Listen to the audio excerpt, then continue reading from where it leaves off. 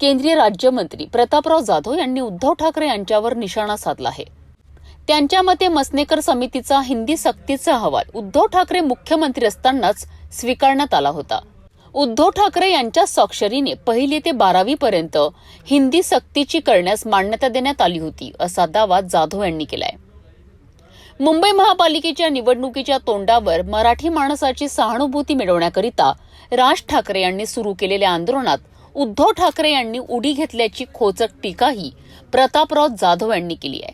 ते म्हणालेत की राज ठाकरे यांनी आंदोलन सुरू केल्यानंतर उद्धव ठाकरे यांनी त्यात उडी घेतली आहे। यावेळी दोन्ही ठाकरे बंधू आगामी निवडणुकीत एकत्र येतील की नाही हा त्यांचा प्रश्न असून महायुती ही निवडणूक निश्चितपणे जिंकणार असल्याचा विश्वासही जाधव यांनी व्यक्त केलाय। याशिवाय समृद्धी महामार्गाप्रमाणेच शक्तीपीठ महामार्गासाठीही शेतकरी स्वतःहून जमिनी देतील असा विश्वास त्यांनी व्यक्त केलाय। राज्य सरकारही या संदर्भात सकारात्मक भूमिका घेईल असंही ते म्हणालेत।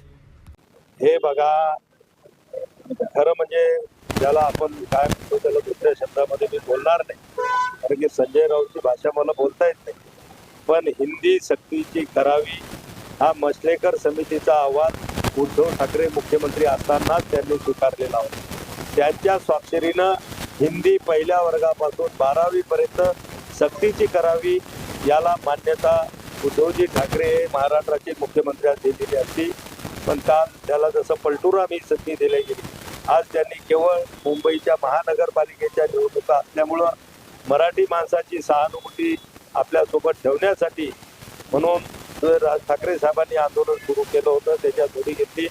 पण निश्चितच आम्ही सर्व आमची शिवसेना एकनाथराव शिंदे साहेबांच्या नेतृत्वामध्ये हिंदी सक्तीचा अहवाल पुन्हा स्वीकारला, त्याच्यावर मुख्यमंत्री म्हणून कोणी सही केली हे पुराव्यानिशी आम्ही लोकांच्या समोर त्या ठिकाणी आणू, गावागावामध्ये आणि मुंबईसारख्या शहरातही गल्ली गल्लीमध्ये बॅनर त्या ठिकाणी लावू आणि त्यांचा हा जो त्यांनी राजकीय भांडवल केलेलं आहे तर याचं ते सगळं आम्ही हात